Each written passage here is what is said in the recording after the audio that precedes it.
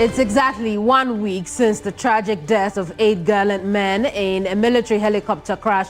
Today on News Central, we'll discuss why retooling the various security agencies is non-negotiable. Also, Greater Accra Regional House of Chiefs urges government to honor the memory of the 8 individuals by bringing an end to Galamsey and its devastating consequences. Also ahead in this broadcast, Savannah Region Security Council steps up efforts against the sale and use of illicit drugs in the region.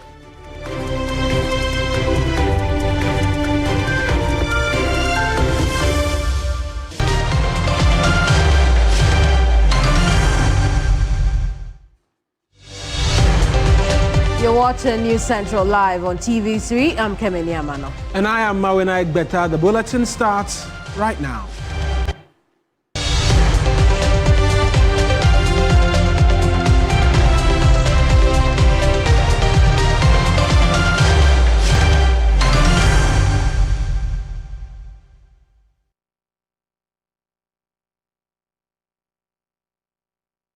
A week after the tragic death of the 8 gallant men at Sikaman in the Ashanti region, government says investigations have started with special requests sought for external help in that regard. Pressure has been mounting on the Ghana Armed Forces and the government over a lack of briefing on progress of investigations, fueling conspiracy theories. Notable among the critics have been some government communicators who faulted the military over the operations and the silence since the unfortunate incident. Speaking to the media during a visit by the Greater Accra Regional House of Chiefs, Deputy Defence Minister Broja Gyamfi said they have received good news of international partnership to unravel the reason behind the crash. Armed forces have already begun investigations into the incident. We have made requests for international collaboration and we have received positive response in that regard. And so we want to assure you, our chiefs, that nothing will be covered, to be transparent, and the public, Ghanaian public, will know exactly what happened and the cause of this tragic accident. We also want to caution the media and some analysts who have been churning out misinformation and untruths about this whole incident. All I want to say is that Ghanaians should trust that the ministry and the Ghana Armed Forces are going to be diligent in the investigations and transparent about it. And whatever was the cause will be known to the people of Ghana, and we will take some lessons out of that. Our minister was so fantastic, even in the short period that he served at the ministry. There are many people who will have good stories to tell about him. We know the aggressive strategy that he undertook to retool the Ghana Armed Forces. Unfortunately for us, he didn't live to see the fruits of that strategic step. And so we want to thank you so much for coming to visit us. We have opened the book of condolence. I'm sure from here you will sign it. On Thursday, we will hold a mass service for 2 of the persons that work with the ministry, the minister and squadron leader, Anala, at the Christ the King Church from 6 p.m. That's Deputy Defence Minister Broja Gyamfi. Let's connect right now with my colleague Christian Yali, who was at that engagement.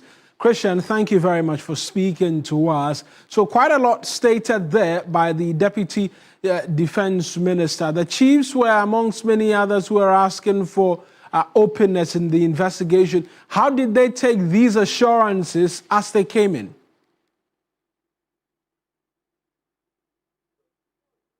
Well, does appear Christian cannot hear me just as yet.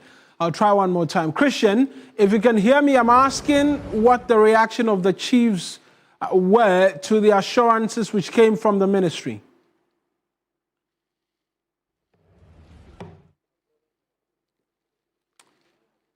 Right. Christian Yali, we'll hear from him shortly. But we know that the president of the Greater Accra Regional House of Chiefs is called on the government to ensure the welfare of the immediate family and children of the deceased is taken care of. Ken Odai Theo Walenchi III further stressed that the country must endeavor to end the illegal mining menace at all costs, considering the manner in which the 8 died. He and his delegation moved from the Defense Ministry to the Burma camp as well to sign a book of condolence. Let's hear from him. These gallant men are on their way to serve mankind in the next day's tragedy. May their soul rest in perfect peace. Regrettably, there's nothing we can do about it as humans. But the only thing we have to do is to agree with the president, the members of parliament, the bereaved family, the Ghana Armed Forces, and then the nation at large. That's the only thing we can do. It is our sincere request from the region that all and sundry must give respect, privacy, and care to the bereaved families. We talk about death, and sooner or not, they will forget about everything. This time around, we are pleading with government that the children of these gallant men must be cared for by the government. Successive governments or whatever, these children of these gallant men must be cared for, so that they attain the heights of their fathers, or even higher than that. Until then, some of us will never be happy. And now, if what we heard is true, that they are in the line of their duty, then somebody may ask, what kind of duty that caused them? Illegal mining, aka Galamsey. This is what has caused their life. If we cannot do anything about this politically, once and for all, that will stop this thing, then these gallant men have died for nothing. This country should rise up and do whatever possible to stop this Galamsey in this country. Christian, I understand, has joined us back on the telephone. Christian, I'll start off with what the president of the Greater Accra Regional House of Chiefs said, asking that this be used as the opportune avenue to end Galamsey once and for all. Was there a response from the deputy minister, even before I try to get a bit more from the chiefs as well? Exactly, Eric. And just as the conversation has been over the period, the deputy defense minister indicated that as part of the probe into this crash, government would also fashion out the modalities to ensure that illegal mining is nipped in the bud. But you know that, and as it were, because they were en route to Obuasi for the launch of the responsible community mining project, which is to deal with illegal mining, it just means that from the government end, it becomes a matter of great concern that they deal with illegal mining head on. And so he responded to this call by the Greater Accra Regional House of Chiefs president that illegal mining is dealt with once and for all to make the sacrifice these 8 men have made worth it or bear the fruit thereof. And so there are those steps or those measures that will be put in place to ensure that Galamsey, as it were, is dealt with head on. But there again, there are some reservations, and even beyond the meeting between the chiefs and the deputy defense minister, there are some who have continued to have some reservations when it comes to this whole conversation, because it is one that is so broad fact that you are unable to tell it politically, but it just means that there should be that kind of political will and dedication as a country to deal with it. And just quickly, Christian, as well, on the assurance by the deputy minister that the investigations will be transparent and that we're getting help externally, how well do the chiefs welcome this assurance as well? It was quite refreshing to Deputy Minister make assurance that the investigations are going to be transparent and nothing will be covered. There again, because concerns have been very rampant about the fact that the Ghana Armed Forces seem to be very quiet, coming with information which has paved the way for people to be so much speculative about this whole issue and the kind of misinformation and untruths that have been peddled outside. And so for him to make this statement means that it comes at the right time to assure the public that something of the sort is going to be done, and the fact that every detail of the investigative outcome is going to be made known to the public. And so for the chief, it's quite welcoming and refreshing to hear that the Ghana Armed Forces and even under the Ministry of Defense itself is going to do this, and without mention of the external help, it just means that it is one that is going to be tackled on all fronts. Just finally, they moved to the Burma camp. What activity did they engage in, the Greater Accra Regional House of Chiefs? They basically have come to the headquarters of the Ghana Armed Forces to sign a book of condolence. What we know is that from here, we'll proceed to the seat of government, the presidency as well, where it is expected that they would also embark on the same activity there to sign the book of condolence in memory of the departed eight. Eric. Christian, thank you very much for those details. Christian Yale is my colleague following the Greater Accra Regional House of Chiefs. We've been making quite a number of stops all a week on since that tragic incident. Now, this afternoon, management and staff of the National Disaster Management Organization are observing the one-week commemoration of their departed colleague and Deputy Director Samuel Abuaje. Abuaje was among 8 men who tragically lost their lives in a helicopter crash last week while en route to Obuasi on national assignment. At the NADMO headquarters, the atmosphere was filled with grief as colleagues paid glowing tributes to the late Samuel Abuaje, remembering his dedication and service to the nation.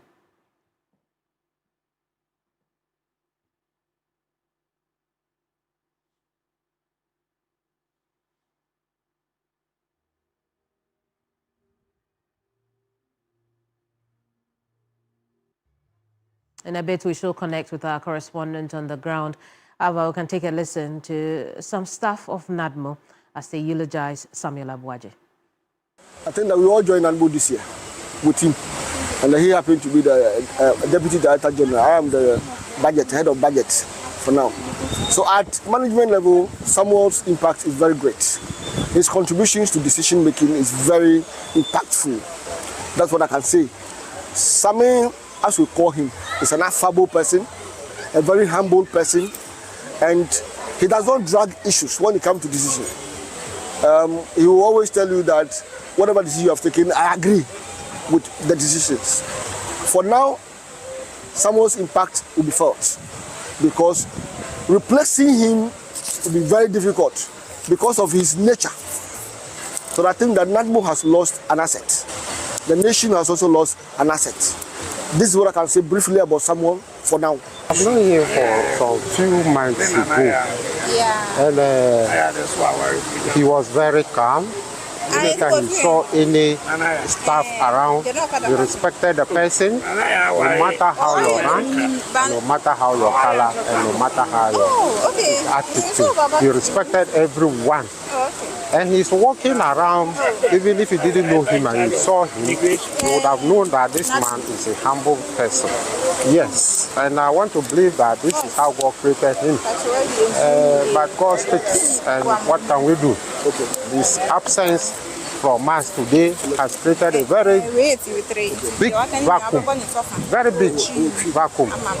And that we are only praying that where he's going, he should not forget that he left behind a very big vacuum. Any Samuel Jila, head of the Director General and the President, any other person Samuel Abuaje to maintain this vacuum. Honorable Abuaje, before coming to NADMO, he has been a friend and I work closely with him. I can say he's a good man, and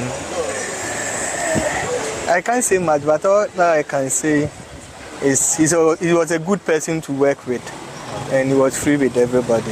Even though the time was short, the impact he left will always be remembered, because looking at this place and the whole yard, you can feel how Mr. Abuaje was. You would have wished he'd have been with us for long, but God knows best and God missed him more. We just heard from some staff members of NADMO. That's 1 week celebration in light of the demise of Deputy Director Samuel Abuaje. Stanley Niebler, who covered this event for us, is joining us with a bit more. Stanley, what else can you tell us about the commemorative event?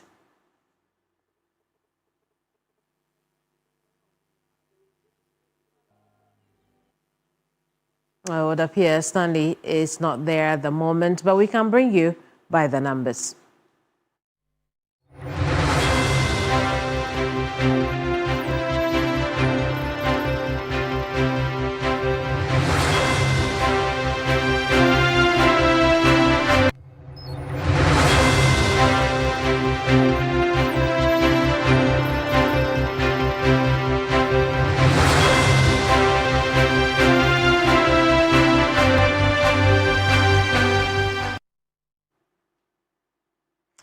Now, the recent military helicopter crash, which claims the lives of 8 gallant men, has once again brought Ghana's defense preparedness into sharp and painful focus.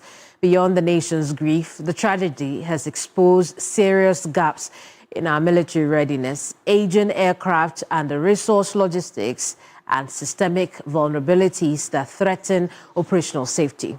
Calls to increase defense spending and retooling the armed forces have grown louder. Speaking on TV3's New Day program, Solomon Owusu, spokesperson for the Movement for Change, lamented the state of the country's military logistics and urged immediate action. You can't play with the military. We are only fortunate that we have not been faced with any serious situation in this country. But the day that situation will face this country, that's where we will see our folly. And these things happen just to draw the attention of the state that, hey, you are not immune to facing difficult times, and not always to be sitting in your comfort zone and think that, oh, we are always praying. Ghanaians have that mentality that because we go and pray, we cannot be faced with any challenge. This must be a turning point. What should we be doing right? We must, as it were, allocate more resources to our military. We must modernize our military. The days of going for macho men and wearing dark shades is over. Now militaries around the world are using sophistication, IT. They are doing all the sophistications. They are doing all the hacking. Look, the other time we had a problem with Argentina. They threatened the whole country that if they don't take it, they will hack our Bank of Ghana system. We were begging because we didn't have what it takes to stop that. Can you imagine? So when we say security of a nation, now it has moved beyond the physical confrontation to the IT levels. How cautiously do we recruit people into our military? Taking into consideration these professionals. With the right expertise. Absolutely. That is the way management must go. The death of the 8 must be the turning point in this fight against Galamsey. Major Muhammad died. We overlooked it. 8 are gone. We must not overlook it. It is telling us something that, hey, we have to confront the issue once and for all, so that this country will be safe. This country, we have been able to create the impression that we don't have money. So all of us think that we are poor, yet every day we are paying taxes. What do we use our tax revenues for?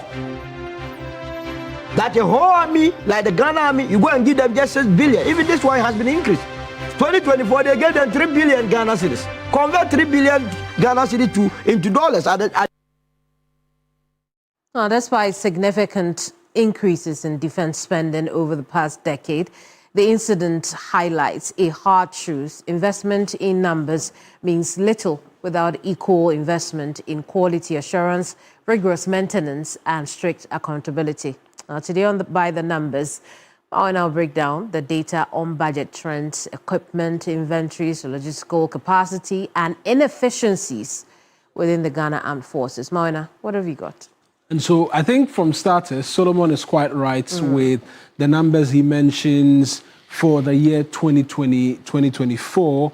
and we'll get to see that, and then the general overview as to why perhaps there's a conversation or a demand for some retooling of the personnel at the Ghana Armed Forces. And so here's the general overview of what it is that we're looking at when it comes to the Ghana Armed Forces between 2014 and then 2024. And so rightly stated, 3.89 billion cedis total budget for the year 2024. In terms of active personnel, we're looking at roughly 15,500.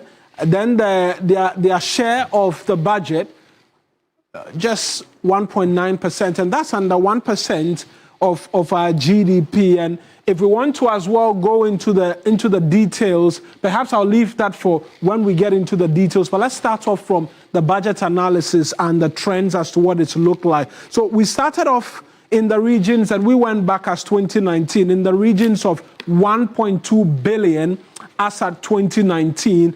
We've done well in improving upon that, because from this number, we're looking at 3.9 billion right now. But if we come to this side where the pie chart is, we get to understand in what areas this 3.89 billion cedis is going. A huge chunk of it going into taking care of personnel, which is 45%. Procurement is taking some 30%, operations 20%, and then other, or what you like to call miscellaneous activities as well, taking the remaining percentage. But if we want to compare that amount to what prevails in comparison to our neighbors, then we're looking at Nigeria's 3.16 billion US dollars. Comparatively, we are doing 0.31 billion US dollars by the terms of share volumes or amount what we're handing out to our military in terms of their operations, amongst many other things. And that's because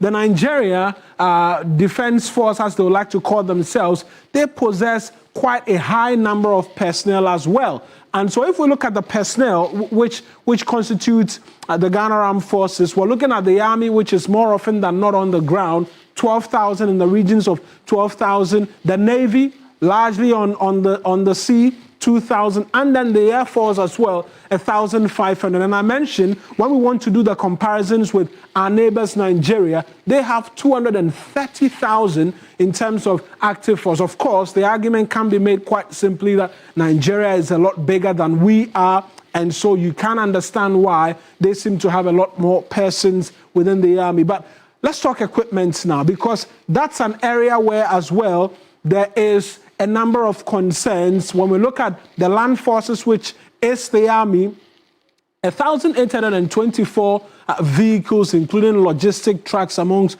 many other things, 71 APCs. When it comes to guns and, when we talk the military, a lot of people get excited as to the ammunition which will possibly be in our possession. We don't quite possess very sophisticated artillery in that regard. In fact, missile or rocket launchers, we have just 6. And when we travel into the naval forces regions as well, not so great in terms of the gadgets or the equipment they should be working with. And the same argument as well can be made for the Air Force, who have just 10 helicopters. I wonder if that number will still be 10, considering that fatal crash, which was exactly a week ago. And I'll end with the regional comparisons again, just for us to get an understanding as to what exactly it is that we're looking at. So in terms of comparisons, we can see, for example, that for our aircraft, where we possess 19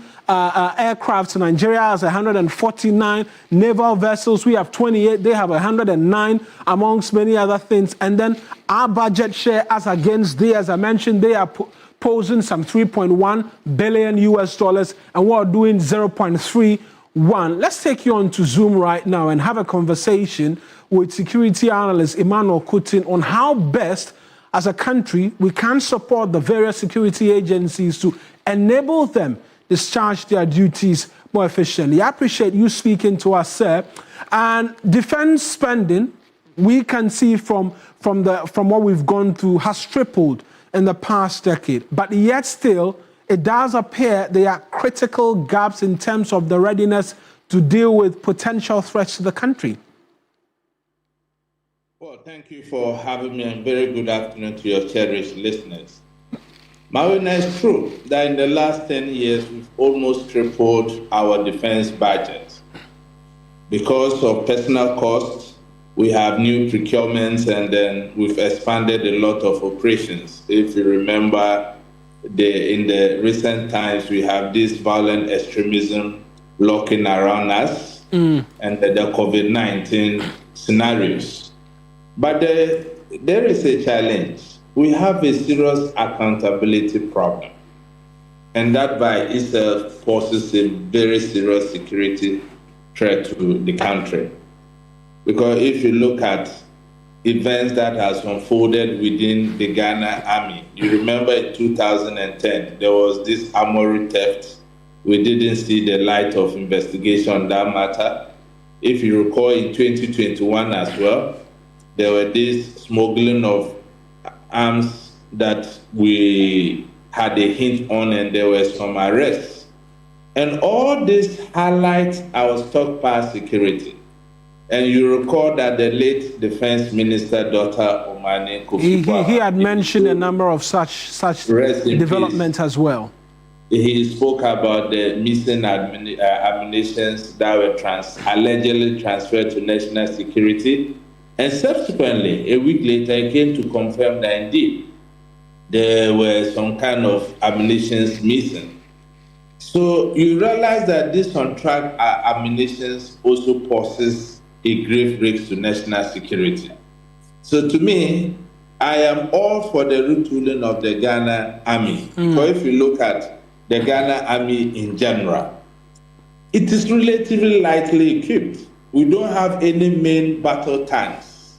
And if you look at our appetite for movable vehicles, you realize that we did about 1,802 overall. And all this goes against other essential items the military needs. As we talk now, we don't have any power, no self-propelled artillery at all. We don't even have any defense system mechanism in place. So you realize that the army, as we speak, we have to really thank our men and women in uniform. They are doing so well with very minimal support in terms of equipment. And the heart of it is accountability. If you look at the Ghana Navy, we have about 28 patrol craft. We don't have frigates, destroyers to talk about submarines. And if you come to the Ghana Air Force, it's so pathetic. We have only 19 aircrafts. And out of the 19, 10 are helicopters. And out of these 10, a lot are not functional. Even if you look at the CASA, that was primarily procured for transport purposes, 2 are not working, only 1 is working. And then the other 2 are being used as spare parts to keep the others in service. So relatively, if you look at what is going on within our Ghana Army, I think we all have to call a spade and come to the aid of the army. And a lot of people make a lot of arguments around our neighbors. I think we are simply comparing mangoes with apples. If you look at the landmass of Nigeria, their population, and even their personnel, right? I don't think that we'll be doing any good if we want to compare. But in terms of Cote d'Ivoire, where we are relatively, in terms of population, more than them, they are doing better than us. And for obvious reasons, they have immense support from France because the French want to have a hold on the Francophone country. Absolutely. But let's talk what immediate steps, because we've gone through the numbers, we've gone through the data, and what really the challenge is. We should be retooling. The government should be taking the frontal steps in doing that. What, in your estimation, could possibly be the inhibition? Because these facts and figures we've been going through, I'm very sure the government is well aware of. So if the Ghana Army, and you know how politically charged these conversations can get, especially when it comes to spending the taxpayers' money. the Ghana Army must be accountable. All the allegations that were raised with regards to the missing ammunition and other distance, investigation should be swiftly done. Then we can pinpoint where the fault lines are, and we must also make use of technology. Right. Our armories will still use pen and paper to document who takes what and who doesn't take what. We have to also make use of technology. And at the same time, we have to prioritize modern equipment. We still waste our scarce resources on Soviet-era equipment.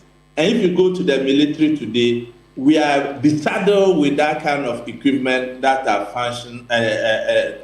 not functional and are not fit for any modern military warfare. So we have to be intentional and apply our scarce resources to the things we really need. And we must also take our procurement very seriously. If you look at the amount of allocations, a lot of this taxpayers' money gets misappropriated by way of overpriced military hardware due to procurement breaches. And like you mentioned in your chat, you realize a large chunk of the money went into miscellaneous. So we need a very accountable army such that the people can support the call for the retooling. On this call, I want to commend my good friend Sulu for bringing this up. Thank you very much. That's Emmanuel Kuting speaking to us this afternoon on the very latest in terms of retooling the Ghana Armed Forces, and I'm sure it's a conversation a lot of you will be interested in as well. That's it from us by the way of By the Numbers.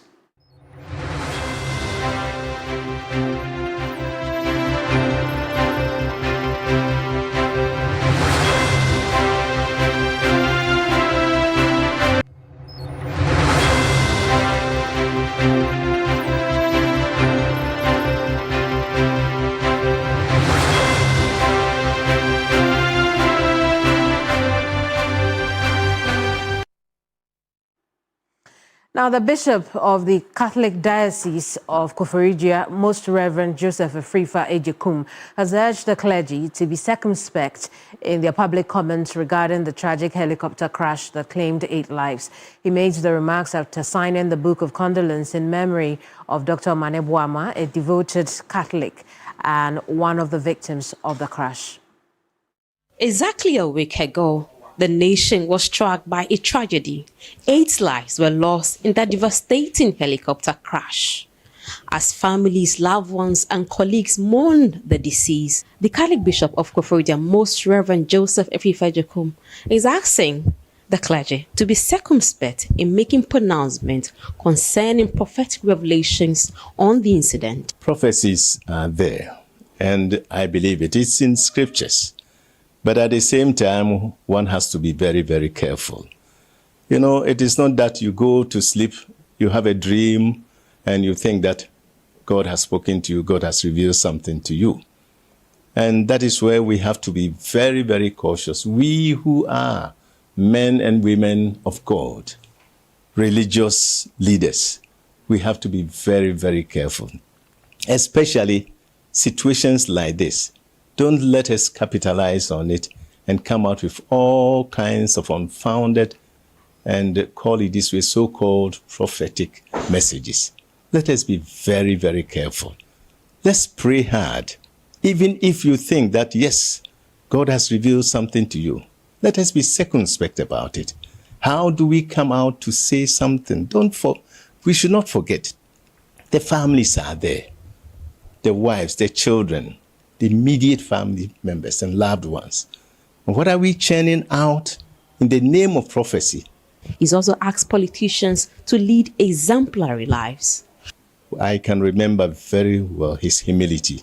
His life of humility. He's a man of faith, a man of prayer, and practiced his Catholic faith and was proud, to demonstrate and manifest his Catholic faith everywhere.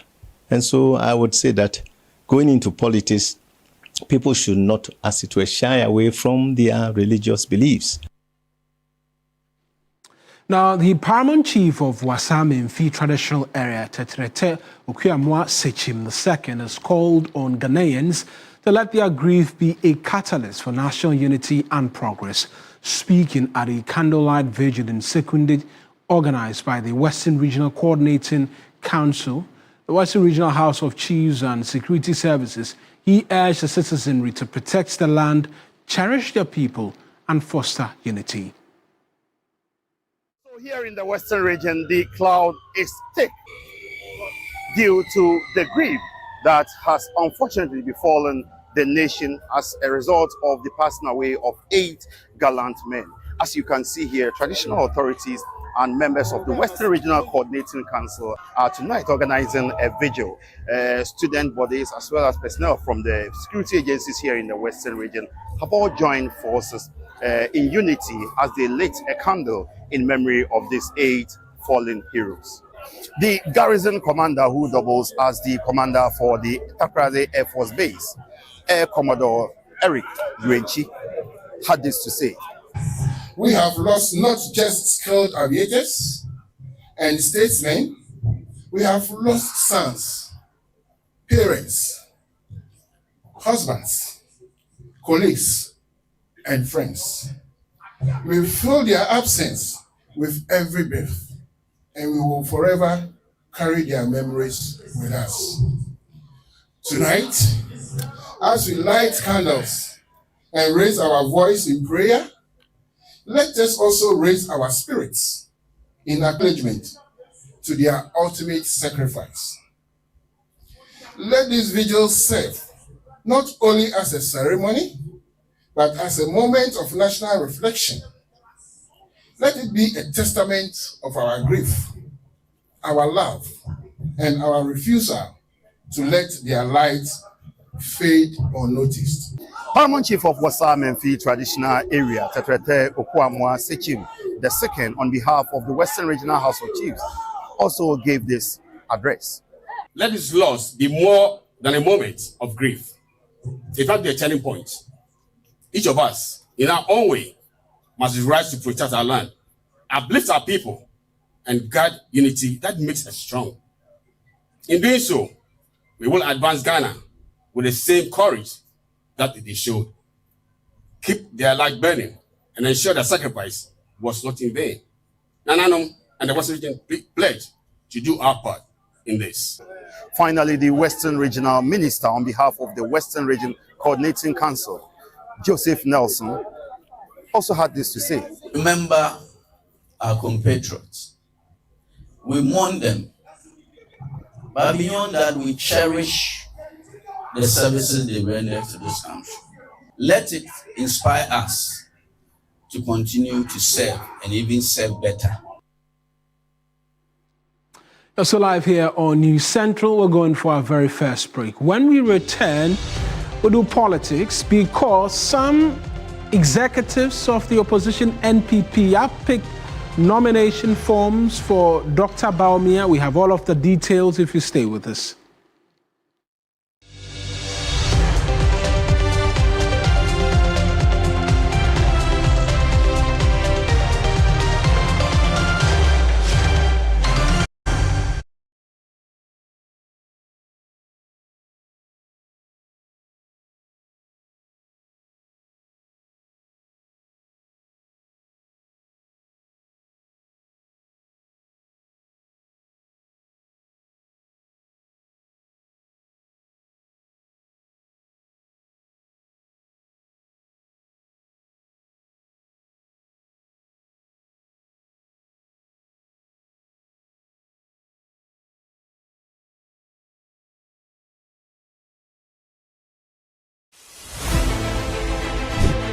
Reporting from the Takoradi Market Circle. From the heart of the Upper West Regional Capital. From the heart of the Ashanti Kingdom. Reporting from Sunyani. From the Central Business District of Navrongo. The parliamentarians are on recess. This is where it all unfolds. The moments that potentially alters the course of our nation and the world. These are the individuals we recognize, the voices we amplify, who appears on screen and who contributes behind the scenes. With professionalism at our core, we bring you news you can trust. Impact journalism that makes a difference. This illustrates how diverse perspectives enhance our strength and reinforces our mission. This is 3 News. Leaders in breaking news, exclusive interviews, facts and analysis on TV, radio, online and digital. 3 News, first in news.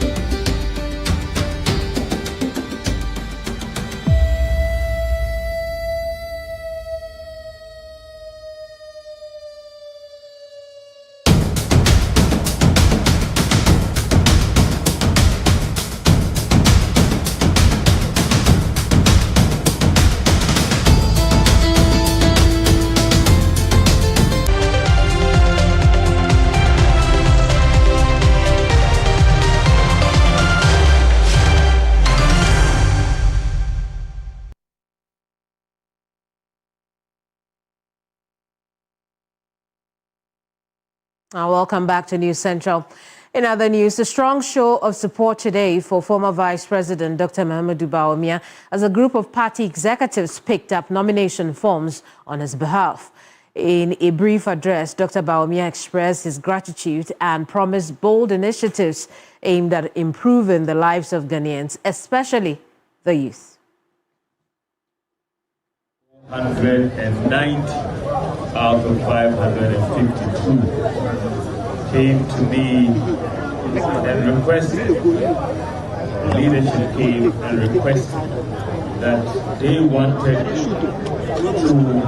put their widow's mite together and pick my forms for me.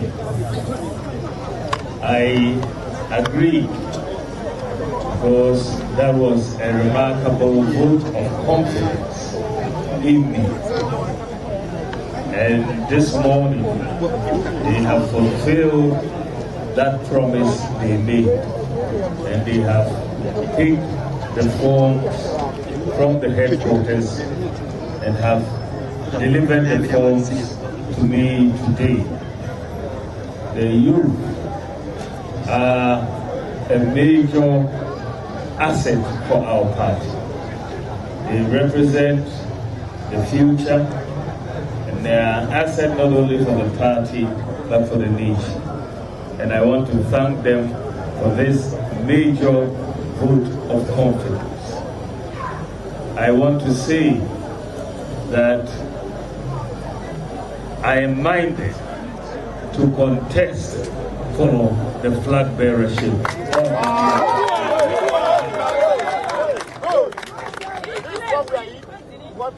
I will make a full declaration in that regard when I go on to submit the forms that you have handed over to me this morning. But let us. And away from politics, the police has issued a statement in relation to the arrest of some 3 individuals, some of which have caused quite the stir. We've got reactions from the NPP early on in the day as well. Let's try and read verbatim exactly what the police has been saying and has been coming through just a short while ago. It reads, it's titled, Police Statement on the Arrest of Daniel Adomako Prince Ofori and 2 others. It reads, the Ghana Police Service in collaboration with other security agencies has arrested Mr. Daniel Adomako, known on social media as Obama Pokwase, earlier today. His arrest is part of ongoing intelligence-led operations by the police and other security agencies aimed at dismantling networks involved in the illegal possession and display of sophisticated weapons. He's assisted investigations into some images and videos he circulated on social media depicting individuals openly brandishing these illegally acquired sophisticated weapons. These operations, which have been ongoing for several weeks, have led to the significant reveal of a substantial number of illegal arms and ammunition. In a related development, 3 other persons, Prince Ofori, Yayira Abiu, and Emmanuel Kwachi, are in the custody of the police, assisting ongoing investigation into cases of threat of death and publication of false news following the recent helicopter crash. The police service reiterated its unwavering commitment to ensuring the safety and security of all citizens by rooting out criminal elements and preventing the proliferation of illegal arms. We urge the public to continue to provide credible information to assist us in these crucial investigations or operations. Further updates, they say, will be provided. It's signed by Grace Ansah Krofi. She's Assistant Commissioner of Police and Director, Public Affairs. It will take us on to Regional Hub right now.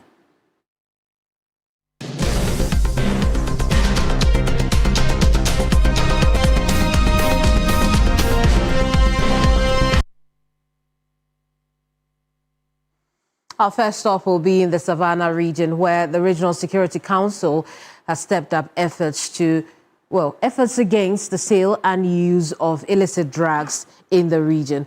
According to its chairman and regional minister, Salisu B. Awurubi, the RCC has directed all 7 municipal and district assemblies, especially those along border areas, to ensure that they undertake series of operations to prevent illicit drug trade. Now, the RCC and Narcotics Control Commission recently prosecuted 6 people arrested in a joint swoop in Damongo. We can now engage Christopher Amwako, Savannah region correspondent, on this development. Christopher, tell us how widespread the issue or problem of drug trafficking and use of same is in the Savannah region. Yes, Kemini, I must say that the sale and usage of illicit drugs is not only peculiar to urban towns in the southern parts of the country, but also across the northern belt. It's also widespread, especially in the Savannah region. And so over the period, authorities in the region have been taking steps to ensure that they clamp down on traffickers and users of these illicit drugs. We all know that the Savannah region, western part of the region, is bordered with the neighboring countries such as Burkina Faso and La Côte d'Ivoire. And so we also know how our borders are very porous and unapproved routes. And so it's very easy for people to traffic these drugs into the region.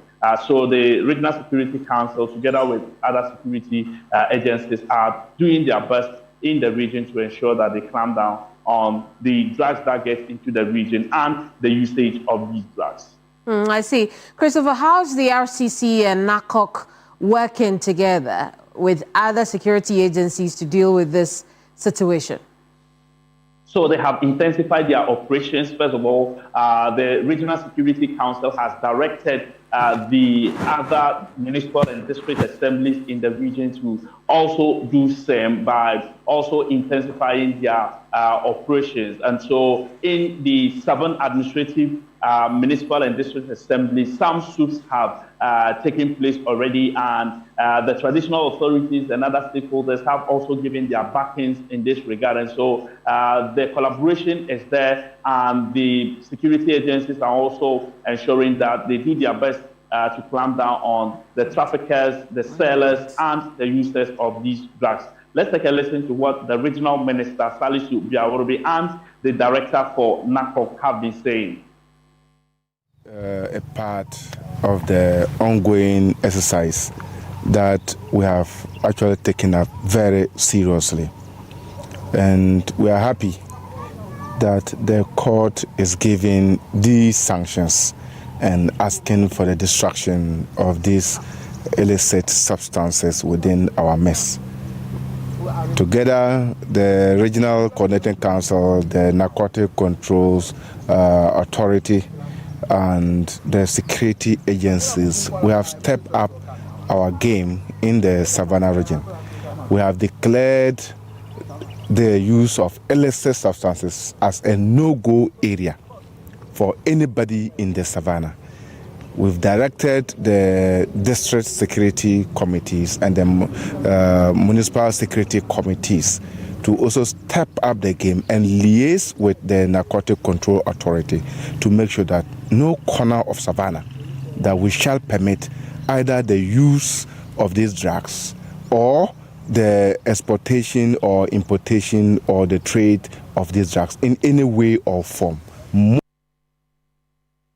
Salisu Biaworobi is Savannah Regional Minister. Earlier was Christopher Amwako, our regional correspondent.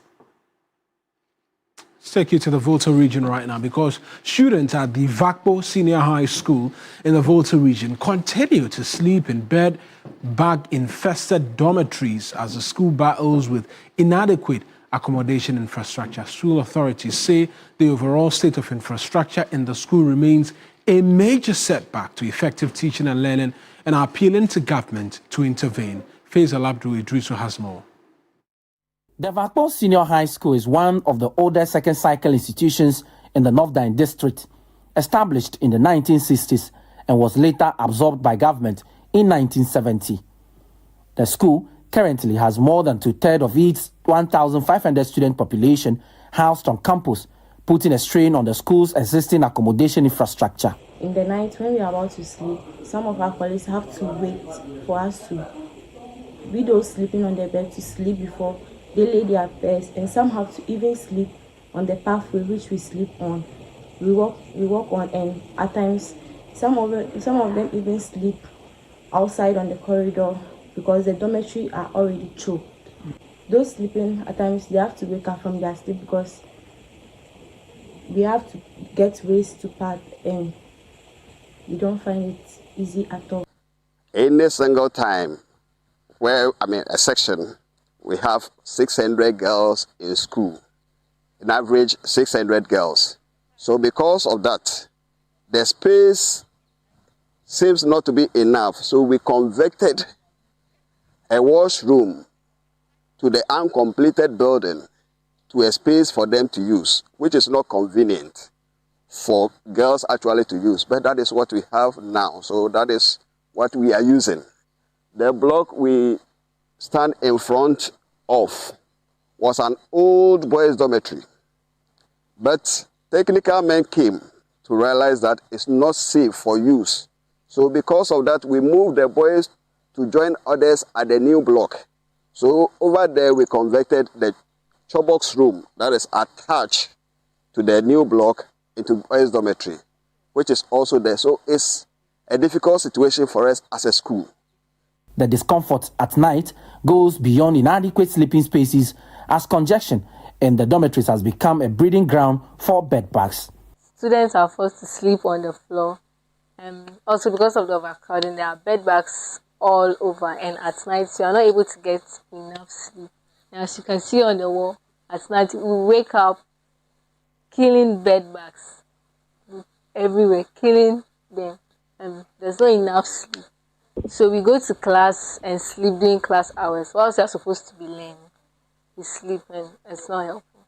Because we don't have enough spaces for us to keep our trunks and choboxes, they are kept with us in our dormitories where bedbugs infest in our choboxes and trunks. Also, reptiles like snakes and other animals enter into our dormitories, which really affects us, spending almost half of the night in killing bedbugs and cockroaches in class, we spend most of our time in class sleeping. From inadequate accommodation facilities resulting in sleepless nights to lack of classroom space is the story of a school that has contributed significantly to the country's human resource development for over 6 decades. Our classrooms are nothing to write home about. They are not enough. We don't have teachers' bungalows, which really makes maintaining discipline on campus very difficult. But we don't have a library as of now. So all these things are needed. We are pleading with the government to really come to our aid. Faisal Abdul Idris with that report, bringing us to the end of Regional Hub and taking us to our very second break this afternoon.